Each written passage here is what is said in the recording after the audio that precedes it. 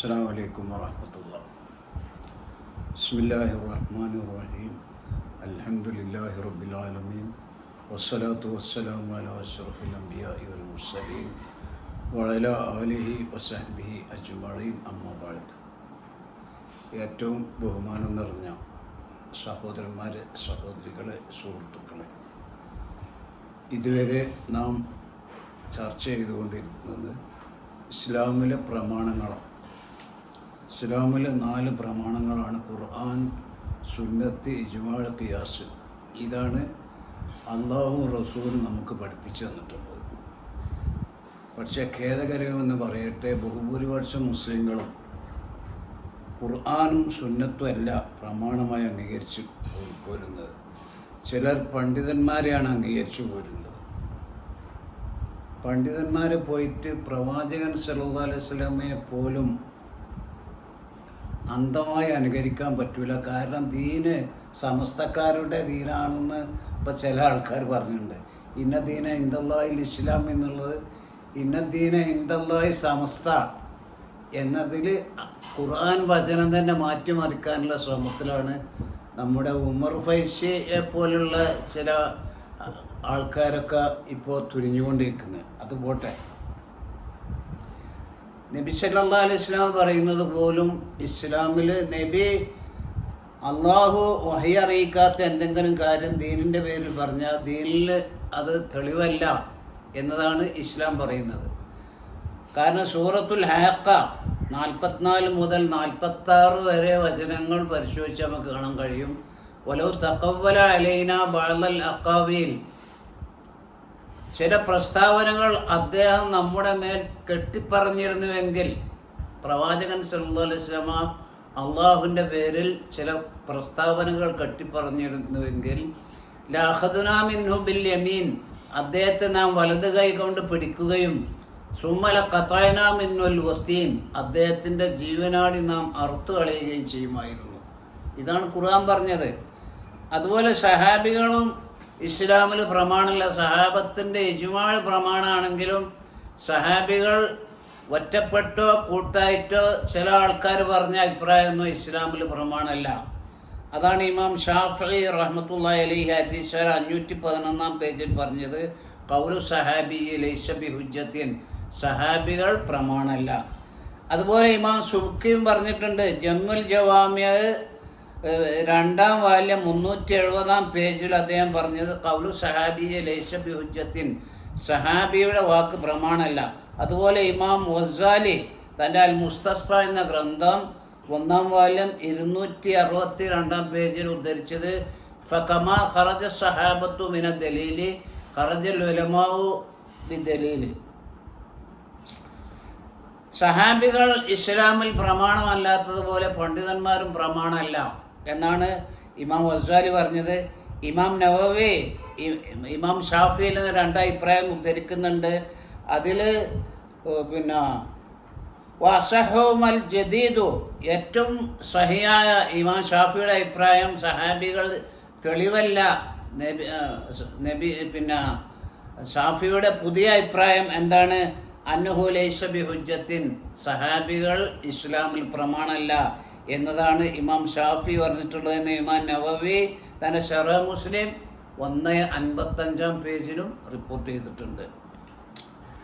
ഇനി സഹാബികൾ ഇസ്ലാമിൽ ഒരിക്കലും പ്രമാണമല്ല.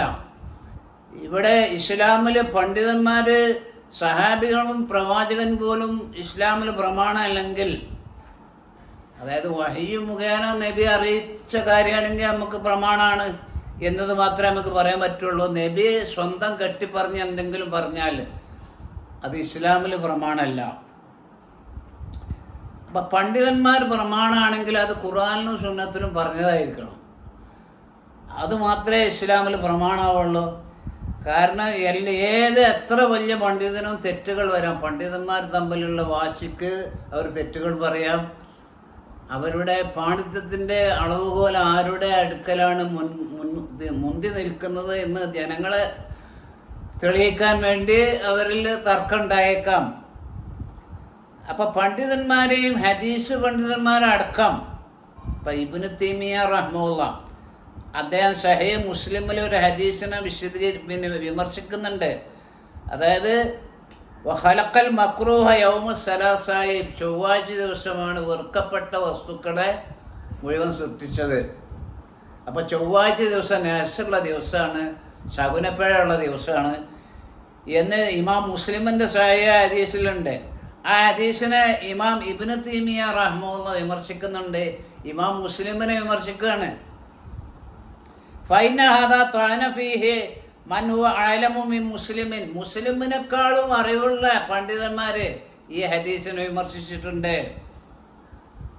മിസ്ല യഹ്യ ഇബ്നു മഈൻ, യഹ്യ ഇബ്നു മഈനെ പോലത്തെ ആളുകൾ, മിസ്ലുൽ ബുഖാരി, ഇമാം ബുഖാരിയെ പോലുള്ള ആളുകളും, ബുഖാരിയും യഹ്യ ഇബ്നു മഈനൊക്കെ മുസ്ലിമിലെ ഈ നഹ്സിൻ്റെ ഹദീസിനെ വിമർശിച്ചിട്ടുണ്ട്. വഗൈറുഹും, അവരല്ലാത്തവർ വിമർശിച്ചിട്ടുണ്ട്. മജ്മൂ ഫത്താവ ഇബ്നു തൈമിയ്യ 18-ാം വാല്യം 18-ാം പേജ്. ഇനി ഇബ്നു തൈമിയ്യ റഹ്മത്തുള്ളാഹി എന്ന് പറഞ്ഞ ഹംബലി മദ്ഹബിലെ ഒരു പ്രവർത്തകനാണ്. അദ്ദേഹം ഒരു സമ്പൂർണ്ണ സലഫിയൊന്നുമല്ല, പക്ഷെ ആളുകൾ അദ്ദേഹത്തെ തെറ്റിദ്ധരിച്ച് തെൽഖീൻ്റെ ഹദീസ് ദഈഫ എന്ന് പറയാത്ത ഒരൊറ്റ ഹദീസ് പണ്ഡിതനുമില്ല. പക്ഷേ ഇബ്നു തൈമിയ്യ പറയുന്നത്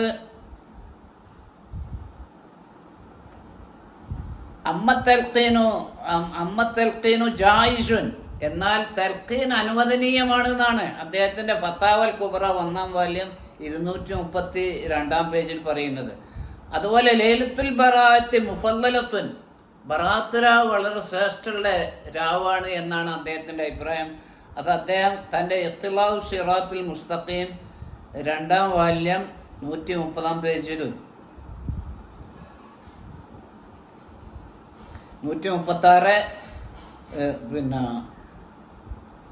137 പേജുകളിൽ അദ്ദേഹം പറഞ്ഞിട്ടുണ്ട്. അതുപോലെ മരിച്ചുപോയ ആളുകളുടെ അടുക്കൽ വെച്ച് ഖുർആൻ പാരായണം ചെയ്താൽ അതിൻ്റെ പ്രതിഫലം മരിച്ചുപോയ ആളുകൾക്ക് ലഭിക്കും, ദിക്ർ ചൊല്ലിയാൽ കിട്ടും എന്നൊക്കെയാണ് ഇബ്നു തൈമിയ്യ പറയുന്നത്. വസുഇല അനിൽ ഖിറാഅത്തി അഹ്ലുൽ മയ്യിത്തി, മയ്യത്തിൻ്റെ ആൾക്കാർ ഖുർആൻ ഓതുന്നതിനെ കുറിച്ച് അദ്ദേഹത്തോട് ചോദിക്കപ്പെട്ടു. മയ്യത്തിൻ്റെ ആൾക്കാർ ആ മയ്യത്തിന് വേണ്ടി ഖുർആൻ ഓതിയാൽ അതിൻ്റെ പ്രതിഫലം മരിച്ച പോയ ആൾക്ക് കിട്ടുമോ എന്ന് അദ്ദേഹത്തോട് ചോദിക്കപ്പെട്ടപ്പോൾ ഫഅജാബ യസ്ലു ഇലൽ മയ്യിത്തി, അതൊക്കെ മയ്യത്തിന് അതിൻ്റെ പ്രതിഫലം കിട്ടും എന്നാണ് അദ്ദേഹം അതിന് ഉത്തരം പറഞ്ഞതായിട്ട് മജ്മൂ ഫത്താവ ഇബ്നു തൈമിയ്യ 24-ാം വാല്യം 364-ാം പേജിൽ പറഞ്ഞിട്ടുള്ളത്.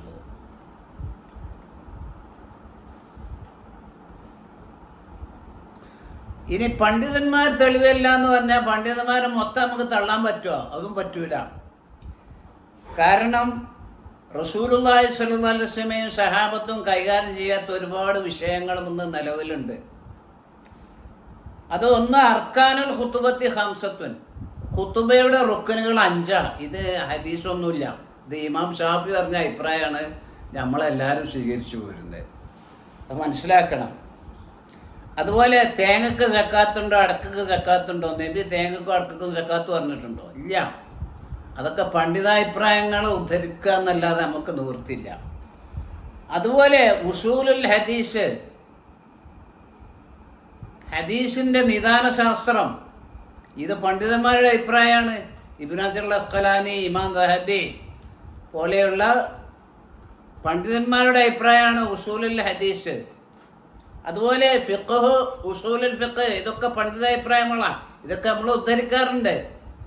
അപ്പം പണ്ഡിതന്മാരെ പറ്റേ തള്ളിക്കളയുന്നതും ശരിയല്ല. ഖുർആനും സുന്നത്തിനും ഫൈൻ തനാസഅതും ഫീ ഷൈഇൻ, ഒരു കാര്യത്തിൽ നിങ്ങൾ ഭിന്നിച്ചാൽ ഫറുദ്ദൂഹു ഇലല്ലാഹി വർ റസൂൽ, ആ തർക്കം അള്ളാഹുവിലേക്കും റസൂലിലേക്കും നിങ്ങൾ മടക്കണം. ഒരുപാട് അബദ്ധങ്ങൾ ഹദീസുകളിൽ പോലും നമുക്ക് കാണാൻ കഴിയും. ഞാൻ ഒറ്റ ഉദാഹരണം പറയാം. അന്നനബി സല്ലല്ലാഹു അലൈഹി വസല്ലം തസവ്വജ മൈമൂന വഹുവ മുഹരിമുൻ, നബി ഇഹ്റാമിലായിരിക്കെയാണ് മൈമൂന റളിയല്ലാഹു അൻഹ വിവാഹം കഴിച്ചതെന്ന് ഇമാം ബുഖാരി 1837 നമ്പറായിട്ട് ഉദ്ധരിക്കുന്നുണ്ട്. എന്നാൽ ഇമാം മുസ്ലിം അതിന് നേരെ വിരുദ്ധമാണ് റിപ്പോർട്ട് ചെയ്തിട്ടുള്ളത്. ഇമാം മുസ്ലിം പറഞ്ഞത് ലാ തുൻകിഹുൽ മുഹരിമു വലാ യൻകിഹു വലാ യഖ്തുബു.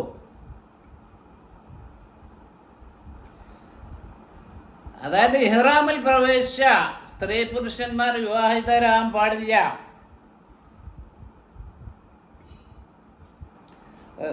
പിന്നെ വലാ യൻകിഹു, അവന് വിവാഹം കഴിക്കാനും പാടില്ല. വലാ യഖ്തുബു, വിവാഹാന്വേഷണവും പാടില്ല. ഇതാണ് സഹീഹ് മുസ്ലിമിലെ ഒരു അധ്യായം തന്നെ. അതാണ്. എന്നാ ബുഖാരിയിലോ മൈമൂന റളിയല്ലാഹു മുഹരിമായ നിലക്കാണ് നബി വിവാഹം കഴിച്ചത്.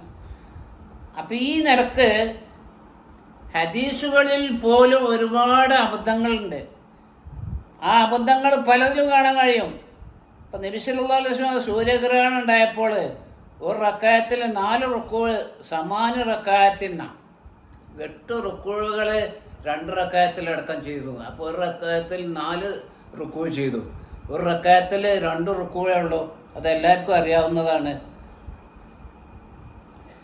പിന്നെ അതുപോലെ ഇമാം ബുഖാരിയുടെ ഹദീസ് നേരെ എതിരാണ്. 4 റക്കായത്ത് മാത്രമാണ്, 4 റുക്കൂഴ് മാത്രമാണ് നബി 2 റക്കായത്തും ചെയ്തത്. അപ്പോൾ ഒരു റക്കായത്തിൽ 2 റുക്കൂഴേ ഉള്ളൂ. അതാണ് ഏറ്റവും സഹീഹ്. അതാണ് മുസ്ലിം ലോകത്ത് അംഗീകരിച്ച് മറ്റേ ഹദീസിനെ പിന്നെ ഈ ഇഹ്റാമിൽ വിവാഹം ചെയ്യുന്ന ഹദീസിനെ തള്ളിയതുപോലെ നമസ്കാരത്തിൽ ഒരു റക്കായത്തിൽ 4 റുക്കൂഴ് ഉണ്ട് എന്നത് സകല പണ്ഡിതന്മാരും തള്ളിക്കളഞ്ഞ ഹദീസാണ്. അപ്പം ബുഖാരിയുടെ ഹദീസ് എല്ലാവരും ഒന്നും സ്വീകരിക്കുന്നില്ല. അത് വെറുതെ ബുഖാരിയുടെ ഹദീസ് നോക്കാതെ മുഴുവൻ ശരിയാന്ന് പറയുന്ന ആളുകളുണ്ട്. അത് വേറെ വിഷയം. അപ്പം ഈ നിരക്ക് പണ്ഡിതന്മാരെ നമുക്ക് തെളിവാക്കാൻ പറ്റില്ല. പക്ഷെ പണ്ഡിതന്മാരെ പറ്റി തള്ളിക്കളയാനും പറ്റില്ല. ഖുർആനും ഹദീസിനും അനുകൂലമായിട്ട് വിധി എഴുതിയ ഫത്വ കൊടുത്ത പണ്ഡിതന്മാരെ നമുക്ക് ഉദ്ധരിക്കാതിരിക്കാൻ നിർവാഹമില്ല. പലയിടത്തും നമ്മൾ പണ്ഡിതന്മാരെ അംഗീകരിച്ചു വരുന്നു. ഏതായിരുന്നാലും ഖുർആനും സുന്നത്തും അനുസരിച്ച് ജീവിക്കുന്ന സത്യവിശ്വാസികളിൽ അള്ളാഹു നമ്മെ എല്ലാവരെയും ഉൾപ്പെടുത്തുമാറാവട്ടെ. വാഖിറു ദഅവാന അനിൽ ഹംദുലില്ലാഹി റബ്ബിൽ ആലമീൻ. അസ്സലാമു അലൈക്കും വറഹ്മത്തുള്ളാഹി.